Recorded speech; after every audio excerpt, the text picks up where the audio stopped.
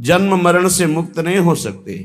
स्वार्थ की लीलाएं होंगी, चाहे जितना शास्त्र ज्ञानी हो, कर्मकांडी हो, विद्वान हो, त्याग से तत्काल शांति प्राप्त होती है और शांत मन ही भगवान में निरंतर रमण करता है। जो राधा राधा आराधना करता है तो कोई भी बाधा, कोई भी अपराध उसे छू नहीं सकता। जिस घर में राधा नाम कीर्तन होगा उस घर में कभी शनि शुक्र राहु केतु इनका कोई प्रभाव नहीं होगा, कोई भूत प्रेत का प्रवेश नहीं होगा। बाधाएं आएंगी पर वो सब मंगलमय हो जाएंगी। भोगों की आशा का त्याग करके आपकी कृपा से आपके नाम गुण रूप लीला धाम इसी का चिंतन होता रहे। बड़ा कठिन है भोगों की आशा का त्याग करना। आशा सर्वत्र से हट जाए तो एक क्षण नहीं लगेगा स्वरूप बोध होने में। जो स्वरूप बोध होने में समय लग रहा है, भगवत साक्षात्कार होने में, उसका कारण है आशा। भोगों की आशा, जीने की आशा, मान प्रतिष्ठा की आशा, लोक परलोक की आशा। अगर ये आशा नष्ट हो जाए अभी भगवत साक्षात्कार हो जाए। लौकिक आशाओं का नाश ही अध्यात्म की ऊंचाई है। सेवक जी महाराज कह रहे हैं, बहुत वेदों का ज्ञान हो चुका है, कर्म धर्मों में भी बड़े प्रवीण हो, लेकिन तुम्हें पता है तुम एक फांसी में बंधे हुए हो, आशा की फांसी। भोगों की आशा, जीने की आशा, धन की आशा, मान प्रतिष्ठा की आशा, आस की पास नहीं तोरी जानी। फिर क्या हुआ? सकल स्वार्थ करत रहत जन्मत मरत। जन्म मरण से मुक्त नहीं हो सकते। स्वार्थ की लीलाएं होंगी, चाहे जितना शास्त्र ज्ञानी हो, कर्मकांडी हो, विद्वान हो। सेवक जी महाराज के वेद विद्या पढ़त कर्म धर्मन करत जलप तन कलप की अवधि आनी। चारु गति छाण संसार भटकत भ्रमत आस की पास नहीं तोरी जानी। जिस समय पिंगला वैश्या विदेह राज की नगरी जनकपुर में श्रृंगार करके बैठी कि कोई पुरुष आएगा, मेरे शरीर का मूल्य चुकाएगा और मैं उस धन से सुखी होंगी। जिस पुरुष को देखती, हाँ यही आ सकता है, कोई पुरुष नहीं आया। रात्रि हो गई, खिन्न हो गई, अपनी वृत्ति से उदास हो गई। हाय, मेरे हृदय में सच्चिदानंद प्रीतम प्यारे विराजमान हैं, उनको छोड़कर नाशवान शरीरों की आसक्ति वालों से अपने सुख को चाहा। धिक्कार है मेरी बुद्धि को। आज से मैं प्रण करती हूं, कभी किसी पुरुष की आकांक्षा नहीं करूंगी, कभी किसी पुरुष के द्वारा दिए हुए भोग सुख को स्वीकार नहीं करूंगी। उसी समय उसे तत्व साक्षात्कार हो गया। उसी समय दत्तात्रेय जैसे महान अवधूत ने उसे गुरु पद में बैठाला और हरिवंश महाप्रभु ने चतुरासी जैसे रस ग्रंथ में उसका उदाहरण दिया। प्रगट पिंगला गायो, पिंगला का नाम लिया। एक क्षण में स्थिति प्राप्त हो गई तितिक्षु ब्राह्मण की। एकादश स्कंद में पढ़ना, जिस समय सबकी आशा काटी उसी समय तत्वबोध हो गया। सारी साधना है आशा का नाश करने के लिए। आशा ही परमम दुखम नैराश्यम परमम सुखम। पर कोई बहादुर गुरु कृपा पात्र ही इस फांसी को काट पाता है, नहीं भोगों की आशा में बहुत लंबा समय जीता रहता है। ये भोग चुका हूं, ये भोग लूं, ये भोग लूंगा, ऐसी आशा लोक लोकांतर की, पद प्रतिष्ठा की, धन मान आदि की, ये बहुत बहुत बड़ी बाधा है और इसे कोई समझ नहीं पाता है, समझते हुए भी नहीं समझता। अगर इस आशा की फांसी को काट दे, जाहि न चाहिए कबहु कछु तो तुमसन सहज सने तो बसहु निरंतर तासुर सो राउर निजगे। उसी समय भगवान का प्रकाश हृदय में हो जाए। भगवान के हृदय में रहते हुए भी हम दर्शन क्यों नहीं कर पाते? उसका कारण है इच्छा, वासना, आशा। इसका त्याग हो जाए, अभी भगवत साक्षात्कार हो जाए। साधना हो रही आशा पूर्ति की नहीं, आशा त्याग की। त्यागात शांतनंतरम, त्याग से तत्काल शांति प्राप्त होती है और शांत मन ही भगवान में निरंतर रमण करता है। नाशवान भोगों की आशा का त्याग करके हे प्रिया प्रीतम, हे राधा माधव, निरंतर आपके नाम रूप गुण लीला धाम का ही गायन श्रवण मनन चिंतन करता रहूं। जय श्री राधा जयति जय, जय माधव घनश्याम, जयति समर्पण में विमल प्रेम नित्य सुख धाम। जय हो जय हो जय हो, श्री राधा किशोरी की जय हो, घनश्याम श्री माधव की जय हो और इनके प्रति पूर्ण समर्पण करके प्रेम करने वाले रसिकों की जय हो। बड़ी महिमा है प्रिया प्रीतम के प्रेम में डूबे हुए रसिकों की। श्रीपाद प्रबोधानंद जी महाराज कह रहे हैं, ये वृंदावन मां वसंति यदि वा, बहुत बड़ी महिमा की बात कह रहे हैं। स्पृष्ट्वात दृष्ट्वा गता ध्यायन्ति प्रणमन्ति तद्गुणगणान् गायन्ति शृण्वन्ति वा मूर्धना बिभ्रति तद्रजः क्वचन तत्संबंध संबंधिनस्तान्त्युन्नयते परम पदमहो वृंदावनम पावनम। अगर ध्यान से इसको बैठा लोगे तो निश्चिंत हो जाओगे। श्रीपाद कह रहे हैं, ये वृंदावन मां वसंती, जो अखंड वृंदावन वास का नियम लिए हुए हैं और जो वृंदावन रस के रसिक हैं, ये वृंदावन मां वसंती, यदि उनका कहीं स्पर्श हो जाए, यदि वह स्पृष्ट्वाथ अथवा दृष्टवा दर्शन करने को मिल जाए, गता ध्यायन्ति या एकांत में बैठकर उन रसिक महापुरुष का ध्यान करने को मिल जाए, या प्रणमंती सामने साष्टांग दंडवत करने को मिल जाए, तदगुण गणान गायन्ति उनकी महिमा का, उनका यश गान करने का भाव बन जाए, श्रणवंती या कोई उनकी महिमा गान कर रहा हो रसिक महापुरुष की, हम सुन लें, वा मूर्धना बिभ्रत या उनकी सी चरण को लेकर मस्तक पर पधराने का, ऐसा न मिले तो उनकी चरण रज लेकर मस्तक पर धारण करने का। श्रीपाद कह रहे,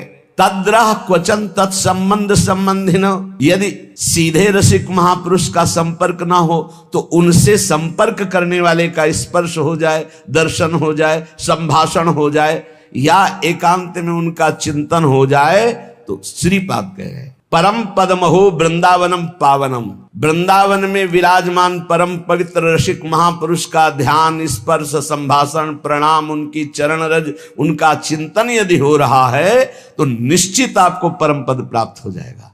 देवर्षि नारद जी ने भी कहा है, मात संगस्तु दुर्लभ हो, बड़ा दुर्लभ है महापुरुषों का संग, पर अगम्यो यदि निर्वाह कर ले जाओ तो अमोघस्य निश्चित भगवत प्राप्ति हो जाएगी।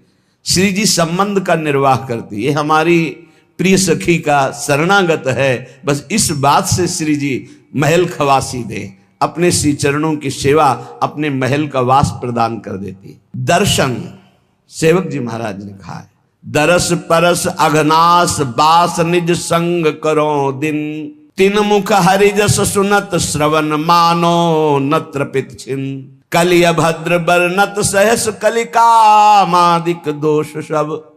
जितने दोष हैं कलयुग के, काम आदि दोष हैं, ये सब रसिक महापुरुषों का संग हृदय से किया जाए तो उनके दर्शन से, उनके स्पर्श से, उनके संभाषण से नाश हो जाता है। गंगा जी भी ऐसे रसिक महापुरुषों के स्पर्श की आकांक्षा करती है कि वो कभी हमारे में चरण रख दे तो हम निष्पाप हो जाए। ऐसे रसिकों का स्पर्श, संभाषण, दर्शन, श्रीपाद कह रहे हैं, यदि दर्शन ना हो, स्पर्श ना हो, संभाषण ना हो, तो उनके जो संबंधी हैं उनका दर्शन, संभाषण, स्पर्श हो जाए तो निश्चित परम पद की प्राप्ति होती है। क्या है इसमें दर्शन संभाषण में? क्योंकि उनके अंदर प्रिया प्रीतम के प्रेम परमाणु है, प्रिया प्रीतम की वार्ता है, प्रिया प्रीतम का अनुराग है, प्रिया प्रीतम की आसक्ति है, तो उनके संग से हमारे हृदय में श्यामा श्याम की निश्चित आसक्ति प्रकट होती है। ये बड़ा सौभाग्य का विषय होता है जब कोई रसिक महापुरुष हमें अपना कह दे, ये अपने जन हैं, या एकांत में जब वो श्री जी के चिंतन में हो, उनके ध्यान में कभी हम आ जाएं, इस भाव से कि अपना दास है, ये अपना सेवक है, ये अपना निज जन है, ये श्री जी का जन है। निश्चित आशीष जो प्राप्त होता है, जो जीवन का परिवर्तन करता है, ये हम गूढ़ बात कहते हैं, वो मांगने से नहीं मिलता है, वो हाथ रखवाने से नहीं मिलता है, वो मिलता है जब वो भजन में बैठे होते हैं और अचानक आपकी किसी सेवा, दैन्यता, कोई ऐसा आचरण जो उनके हृदय पर प्रभाव डाल चुका है, उस समय आपकी याद आ गई, और उस याद में जो आपके पास गया, श्री जी के चिंतन से डूबा हुआ वो भाव, वो आपका परम मंगल, परम कल्याण कर देता है। इसीलिए हरिवंश महाप्रभु ने सीधे श्यामा श्याम की प्रीत की बात न कह के कहा, श्याम श्यामा पद कमल संगी सिर नायो, जो श्यामा श्याम के चरणों के अनुरागी हैं उनके चरणों में सिर नवाए। कह रहे हैं निश्चित परम पद प्राप्त हो जाता है। प्रभु अपने जन से ज्यादा अपने जन के प्रति प्रेम रखने वाले को दुलार करते हैं। सेवक जी महाराज कह रहे हैं जो हरिवंश उपासक सेवय सदा सेवूं ताके चरण विचारी, और जो हरिवंश को धर्म सिखावे सोई तो मेरे प्रभु ते प्रभु भारी। वो मेरे प्रभु से भी बढ़कर प्रभु है जो मुझे प्रभु की बात सुनाए। जिनके जाने जानिए युगल चंद सुकुमार, जिनके परिचय कराने से प्रिया प्रीतम से हमारा परिचय हुआ, हम ये जान पाए कि हमारे प्राणाधार जीवनधर राधा माधव श्यामा श्याम, उनको उनसे भी अधिक भाव करके मानना ये निश्चित परम पद की प्राप्ति का हेतु है। श्रीपाद कह रहे हैं ये श्री वृंदावन धाम महाप्रेम का साम्राज्य स्थल है। यहां पर जो ये प्रतिज्ञा कर लेता है वंदे यम कंचन विरचिता मृत्यु वास प्रतिज्ञम, ये स्वर्णिम भूमि जो वृंदावन है इसमें जो नियम ले लेता है कि मैं मरने तक यहां से बाहर नहीं जाऊंगा, इसके बाद कोई शरीर को क्या करे हमें कोई परवाह नहीं, पर मैं वृंदावन से बाहर नहीं जाऊंगा। इसकी बहुत बड़ी महिमा है, ये बहुत बड़ी लाभ की वृत्ति। अनंत जन्मों की हुई अपराध सब क्षमा हो जाएंगे और निश्चित भगवत प्राप्ति हो जाएगी। पहला उपाय बताया वृंदावन रसिकों का स्पर्श संभाषण दर्शन ध्यान प्रणाम चरण रज निश्चित परम पद प्रदान कर देती है। दूसरा उपाय बताया सीधाम वृंदावन का आमरण व्रत ले लेना। सीधाम वृंदावन के बाहर कभी भी हम नहीं जाएंगे। कल हमसे किसी ने प्रश्न किया था कि हम कितनी सीमा माने वृंदावन की अखंडवास के लिए, तो 3 वृंदावन का वर्णन हुआ है, गोष्ठ वृंदावन, गोपी वृंदावन, नवनिभृत निकुंज वृंदावन। हम तीनों का एक साथ लेते हैं। हम ब्रज 84 कोष के अंतर्गत का वास स्वीकार करते हैं कि अगर हमें कहीं जाना है तो बस ये ब्रज 84 कोष के अंतर्गत, इसके बाहर नहीं। हम बरसाना दर्शन, नंदगांव दर्शन, गिरिराज जी दर्शन और मथुरा की भी परिक्रमा होती है, कार्तिक मास में परिक्रमा होती है। श्रीधाम वृंदावन और मथुरा ये सब परम पूज्य है। अगर मथुरा भी जाना पड़े तो ये हमारे ब्रज से कोई दूर नहीं है। परिक्रमा ब्रज 84 कोष के अंतर्गत मथुरा भी आता है। मथुरा से ही कहीं कहीं प्रारंभ होती है। जब परिक्रमा दी थी तो मथुरा से ही होकर आए हुए थे, तो मथुरा भी परिक्रमा के अंतर्गत ही आता है। तो हम जब अखंड वास लेते हैं तो 84 कोष का लेते हैं। इस 84 कोष ब्रजभूमि में हम आ जा सकते हैं। ऐसा इसमें ये भी सुविधा रहती है कि हमें कभी लाडली जी के दर्शन करना हुआ, कभी लालजू के, कभी गिरिराज जी के, तो हम उसमें बंधे नहीं, हम दर्शन कर सकते हैं जाकर। और ब्रज 84 कोष भूमि ये श्री कृष्णमय है। आमरण व्रत ले लेना, पर ये ध्यान रखना ये व्रत लेने के बाद फिर बाहर मत जाना। कभी कोई ऐसी गुरुजनों की आज्ञा, जैसे हमारे बहुत से साधक आमरण अनशन व्रत लिए वृंदावन का, पर महारानी जी की पोशाक लाने के लिए दिल्ली भी जाते हैं। सुबह जाते हैं, शाम तक सेवा की सामग्री लेके लौट आते हैं। और ये आज से नहीं, ये पुरानी परंपरा चली आ रही। आनंदी माता जो राधा वल्लभ जी के पीछे मंदिर है, लाडली जी की साड़ी के लिए कलकत्ता गई थी और वहां से लाई थी। अपनी प्रियाजू के लिए, अपने गुरु जी के लिए, उनकी सेवा के लिए यदि हमें जाना पड़े तो हम वृंदावन के अंतर्गत ही हैं। हम वृंदावन से बाहर नहीं, क्योंकि उनकी आज्ञा में है, उनकी इच्छा में, उनकी सेवा में, उनकी आज्ञा। अपनी किसी इच्छा या अपनी किसी सेवा के लिए या अपनी किसी दुख निवृत्ति के लिए हम नहीं जाएंगे, पर गुरु जी का आदेश हो जाए तो इसी क्षण जहां वो आदेश कर दें। भगवत ऋषिक जी को गुरुदेव ने उनके आदेश कर दिया, नहीं रहना, चलो जाओ यहां से वृंदावन से बाहर। तो 2 काम किए, बाहर के वृंदावन से दूर किया और अंदर वृंदावन प्रकाशित कर दिया। तो गा रहे हमारे उर वृंदावन और माया काल जहां नहीं व्यापे, जहां रसिक सिरमौर हमारे उर वृंदावन। निरंतर प्रिया प्रीतम जहां खेल रहे से वृंदावन प्रकाशित कर दिया। रे वृंदावन की निष्ठा परिपक्व भाव से स्वीकार करने पर वो कैसा भी जीव क्यों न हो परम पद का अधिकारी हो जाता है। पर इसको बड़ी दृढ़ता से स्वीकार। श्री जी की सेवा के लिए गुरु आज्ञा होने पर वो बात अलग। श्री जी के लिए तो जीवन ही अर्पित है, उनके लिए तो पूरा संकल्प विकल्प सब उन्हीं के लिए है। हम अपना कोई संकल्प नहीं। हमारा शरीर सुख के लिए बाहर जाना नहीं होगा, हमारे रोग हो जाए हम अमुक स्थान जाए ऐसा नहीं होगा। लेकिन यदि श्री जी की सेवा के लिए कि अमुक जगह इत्र मिलेगा, अमुक जगह चंदन मिलेगा, अमुक जगह पोशाक मिलेगी, तो हम जाएंगे। हम श्री जी की सेवा के लिए वो वस्तु लेकर रात्रि यहीं व्यतीत करेंगे आकर के। ऐसा हमारे बहुत से संत भगवान ऐसा करते हैं, क्योंकि नित्य श्री जी का फूल बंगला बनता है, नित्य सेवा सामग्री, तो किन्हीं किन्हीं को जाना पड़ता है और वहां से झूमर है, सेवा की पोशाक है, सामग्री। तो उनका ऐसा नहीं कि वो वृंदावन का अखंडवास स्वीकार नहीं करते। जब कोई साधक यहाँ से आज्ञा में जाता है तो वो हमारे हृदय में रहता है, जब तक वापस नहीं आता तब तक अखंड चिंतन उसका बना रहता है। कहीं भी बाल बांका न होने पाए, कहीं भी उसका अध्यात्म चिंतन न बिगड़ने पावे, क्योंकि माया नगरी में जा रहा है। हमारी स्वामिनी जी की उस पर दृष्टि रहती है। श्री गांधर्वा रसिक तिलको स्वेशु योग्यम यमेकम। गांधर्वा श्री लाडली जू रसिक तिलक श्री लालजू महाराज, जो वृंदावन का अखंड वास स्वीकार कर लेता है, उसको अपने अनन्य सेवकों की गणना में श्री प्रियालाल लिख लेते हैं। केवल अनन्य वृंदावनवासी, अखंड वृंदावनवासी, ये बहुत बड़ा व्रत है, बहुत बड़ा व्रत। अंतिम जन्म है जिसका, वही ये व्रत ले। और इसका निर्वाह, बहुत कष्ट की परिस्थितियां आ सकती हैं, लेकिन टूटना नहीं। कोई भी कष्ट तुम्हें परास्त नहीं करेगा, पर तुम टूटना नहीं। अगर आमरण अनशन जैसे परीक्षित जी ने लिया, तो 7 दिन में भगवत प्राप्ति कराने के लिए बिना बुलाए सुखदेव जी आ गए, बिना बुलाए। ऐसे ही आप आमरण व्रत लीजिए वृंदावन का, तो बिना किसी याचना के किसी सिद्ध रसिक महापुरुष का सानिध्य प्राप्त हो जाएगा और प्रिया प्रीतम की प्राप्ति हो जाएगी। जो श्री राधा किशोरी की उपासना करता है, कौन बाधा उसे परास्त कर सकती है?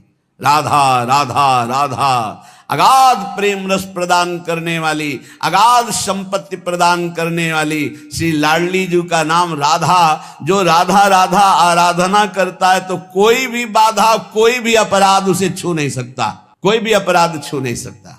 ये पक्का समझो। हरिराम व्यास जी ने कहा है, शाप ताप रोग शोक दारुण दुख हारी, ये लाल इष्ट दुष्ट दलन कुंज भवन चारी।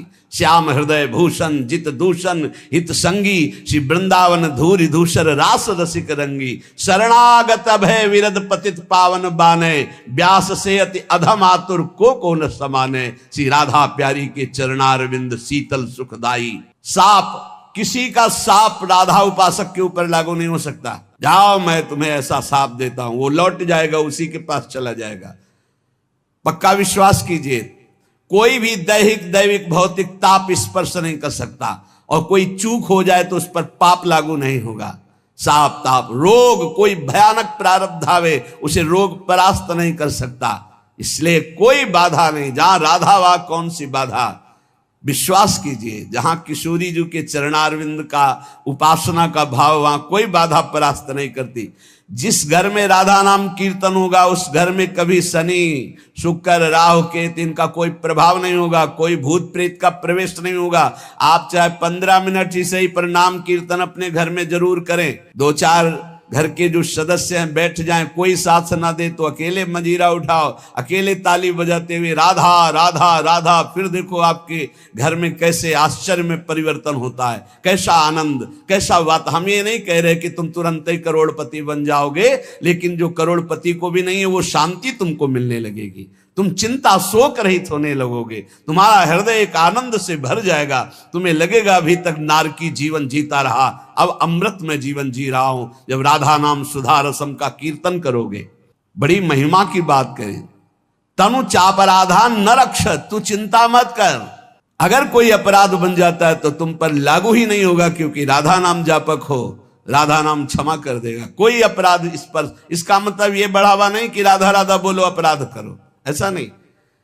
बात यह है कि अगर हमसे कोई चूक हो जाती है, तो हमारी स्वामिनी जी का नाम इतना महान है कि वो चूक हमारे ऊपर अपना असर नहीं डाल सकती। हम चूक ना हो ऐसी चेष्टा करें, पर अगर हो जाती है तो कह रहे कि बाधाम सर्वाम स्मर न ही तनुम चापराधान न रक्ष। कोई भी बाधा तुम्हारे स्मरण में नहीं पहुंच सकती, कोई भी बाधा तुम्हारे जीवन में नहीं आ सकती। यदि नाम जब बाधाएं आएंगी, पर वो सब मंगलमय हो जाएंगी। कोई भी अपराध तुम पर लागू नहीं होगा, क्योंकि तुम राधा नाम जापक हो। किशोरी जी का ऐसा प्रताप है। माँ याहारतः क्वचिदपि विनाधाम राधा रसांधम, माँ धावाग्य क्वचिदशुभम धाम वृंदावनम ही। राधा रसोन्मत्त उपासक यही चाहेगा कि मुझे वृंदावन का वास मिले, उसका हृदय हर क्षण यही सोचेगा अपनी प्यारी जो प्यारे जो की लीला स्थली में वास हो, रोज सत्संग सुनने को मिले, रोज भगवान नाम कीर्तन बैठकर वृंदावन की भूमि में करूं। इसलिए मेरी दौड़ भाग बंद हो, लाडली जो ऐसी कृपा करो कि कभी ऐसा सुलभ हो जाए कि मैं वृंदावन वास करूं। चलो आजीवन नहीं तो कुछ कुछ दिन वास करके फिर चला जाऊं। ये बड़ा सौभाग्य का विषय होता है कि 2 महीने में आप आए, 2 दिन रुके, फिर चले गए, फिर 4 दिन रुके, फिर चले गए। आप देखना इसका रंग चढ़ेगा आपके ऊपर। श्रीधाम वृंदावन का आश्रय, श्रीधाम वृंदावन का वास, वृंदावन के रसिकों का संग, राधा नाम का जप और प्रिया प्रीतम की उपासना, इससे बढ़कर त्रिभुवन में कुछ नहीं है। पर ये उपासना तभी रंग लाती है जब रसिकों का संग मिल जाए। बिना रसिकों के संग के ये रंग ही नहीं चढ़ता, ये समझ में ही नहीं आता है।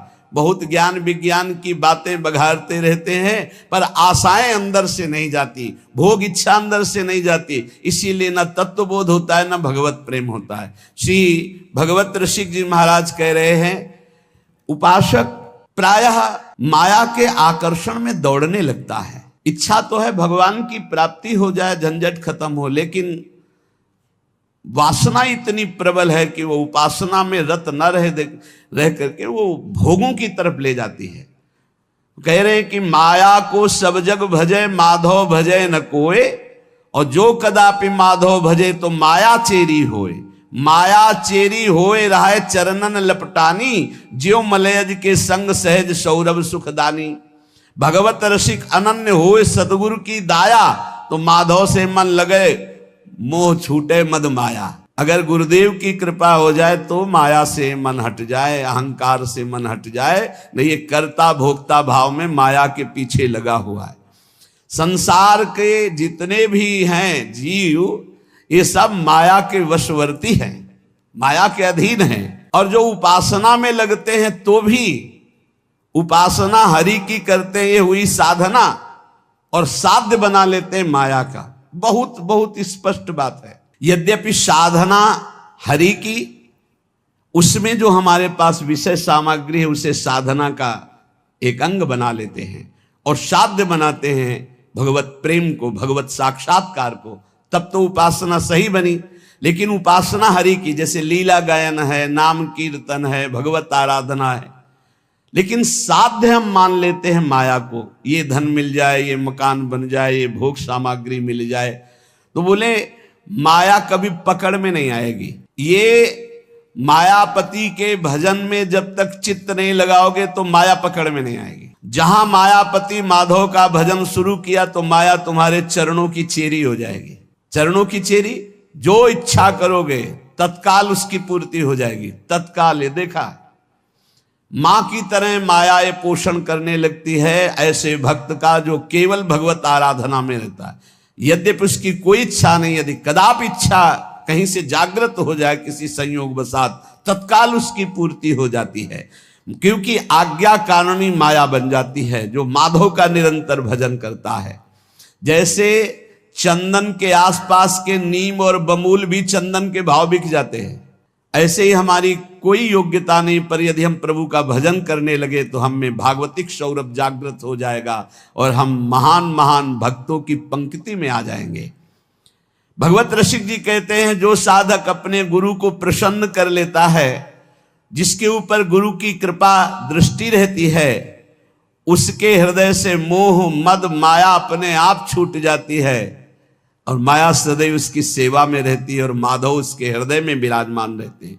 इसलिए सच्चा उपासक वही है, आशा जिज्ञासा नहीं आशा उपदेश, नाम रूप रसना चखनी, यह समझे को देश, यह समझे को देश, सहज सब सो नहीं बोले, और बोले समयो पाए ग्रंथि संशय की खोले। भगवत रसिक अनन्य भानु लो करे प्रकाशा, हरे तिमिर अज्ञान ज्ञान दे पूजवे आशा। भगवत रसिक जी कहते हैं, उपासना के मार्ग में वही सफल हो सकता है जिसके हृदय में कोई भी आशा ना रह जाए। आशा बहुत बड़ी चीज है, बहुत बड़ी वस्तु है। ये बड़े बड़े साधन करने पर भी आशा बनी रहती, चार लोग प्रणाम करें, चार लोग यश कीर्ति, चार सुख सामग्री एकत्रित, ये आशा बनी ही रहती है। जब तक ये आशा है तब तक भगवत साक्षात्कार नहीं। इसी आशा को काटना है। भगवत रसिक जी कहते हैं इस उपासना के मार्ग में सबसे खतरा है इस आशा से, भोगों की आशा, जगत की आशा, मान प्रतिष्ठा की आशा। हे, कौन भगवान से मिलना चाहता है? कोई बिरला है। देखो ना आप, एक व्याकुलता प्रभु मिलन की नहीं, आशा है भोगों की। भजन कर रहे हैं भगवान का, आशा है भोगों की। बड़ी विचित्र फांसी है। उद्देश्य है भगवत प्राप्ति, लेकिन उस उद्देश्य की कोई आशा नहीं। आशा है भोगों की, आशा है जगत की मान प्रतिष्ठा की। जगत यही सत्य माना जा रहा है। जगत बोले जिसकी ना कोई आशा है और ना कोई जिज्ञासा है, क्या जानना है? हमारे श्यामा श्याम, इनका नाम गुण रूप निरंतर हमें चिंतन करना है, इससे बढ़कर कोई ज्ञान नहीं। नाम रूप रसना चखन ये समझे को देश। जो निरंतर नाम जप करता है, नाम कीर्तन करता है, प्रभु के चरित्र सुनता है, प्रभु के चरित्र गाता है, रूप का ध्यान करता है, वही इस देश में उन्नति प्राप्त करता है उपासना मार्ग में। और ये बहुत कठिन है। बहुत हम देख रहे हैं, बड़ी बड़ी अवस्थाओं के उपासक हो जाते हैं, ना निरंतर नाम चलाने की कोई जिज्ञासा है, ना कोई भगवत तत्व की जिज्ञासा है। बस वो बाहरी बातें बताते हैं आकर के, इतना ये है, इतना ये है, ये अस्पताल खुलवा दिया, ये कर दिया, वो कर। विश्राम कहाँ है अंतर में? वो अशांत हैं। विश्राम कहाँ है? नाम रूप रसना चखनी या समझे को देश। जो निरंतर नाम जप रहा है, बलिहारी गुरु चरणारविंद की प्रथम में ही, प्रारंभिक अवस्था में ही ये बात बता दी थी। वो बैठ गई, कोमल हृदय बच्चा थे, वैसे फूस की झोपड़ी में रहते थे, ऐसे तखत के नीचे आसन हमारा लगता था, जमीन में, वो तखत में गुरुदेव। उठ बच्चा, 2 बजे रात्रि उठ, बैठ, भजन कर। और देख, जब नाम जप का प्रभाव जगेगा तो भगवान की सुंदर मूर्ति आएगी, सुंदर रूप आएगा, तो लग उसी में लग। वो बात ऐसे बैठ गई कि भगवान का दर्शन नाम से ही होता है, नाम जप से ही होता है। कृतार्थ कर दिया। अगर वो नई अवस्था थी, जैसा उपदेश करते वैसा साधन में लगते, पर बस सब साधन करते हुए एक बात थी, एक भी श्वास खाली ना जाए भगवत स्मरण से। नाम रूप रसना चखनी ये समझे को देश। नेत्र रूप का स्वाद ले रहे हैं और हृदय में नाम चल रहा है, सब ज्ञान आ जाएगा, सब ज्ञान। कुछ समझने की बात अन्य नहीं, आशा जिज्ञासा नहीं, किसी से प्रश्न मत करो, अपने आप सब उत्तर आ जाएंगे। जब नाम जप करो